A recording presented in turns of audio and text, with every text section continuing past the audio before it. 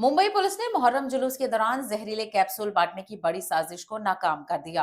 Police ने इस मामले में फैयाज प्रेमजी नाम के एक मुलजिम को गिरफ्तार किया है। पुलिस के मुताबिक मुलजिम बगैर इजाजत लोगों में दर्द से निजात के नाम पर कैप्सूल तकसीम कर रहा था। मुंबई पुलिस के मुताबिक जेजे और भाईखला इलाके से मुहर्रम का जुलूस गुजर रहा था, जहां मुलजिम लोगों को कैप्सूल बांट रहा था। पुलिस पेट्रोलिंग टीम ने फैयाज को कैप्सूल तकसीम करते हुए देखा। शक होने पर पुलिस ने उससे पूछताछ की और उसके पास मौजूद कैप्सूल जब्त कर लिया। डीसीपी जयंत मीना ने बताया, बीती रात भाईखला पुलिस स्टेशन के पास से मुहर्रम का जुलूस निकाला जा रहा था। जुलूस के दौरान एक मुलजिम लोगों को कैप्सूल बांटता और बेचता दिखाई दिया।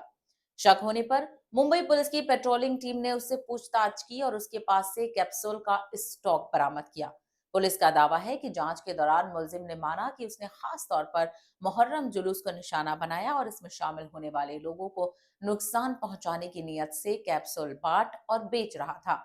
डीसीपी जयंत मीना ने कहा, पूछताछ में मुलजिम ने बताया कि उसने कुल 30,000 खाली कैप्सूल और 50 किलो जिंक फास्फाइड यानी चूहे मारने वाला जहरीला केमिकल मंगवाया था, जो बेहद जहरीला केमिकल है। पुलिस के मुताबिक मुलजिम की पहचान पुणे में रहने वाले फैयाज प्रेम जी के तौर पर हुई है, जो पेंट का कारोबार करता है और बीबीए ग्रेजुएट है। पूछताछ में यह भी सामने आया है कि उसने कई दिनों तक अपने ठिकाने पर कैप्सूल्स में जहर भरने का काम किया। पुलिस का कहना है कि कैप्सूल खाने वाले सलमान सैयद नाम के शख्स की तबीयत बिगड़ गई थी। उसे पेट दर्द और उल्टी की शिकायत के बाद इलाज के लिए अस्पताल में भर्ती कराया गया।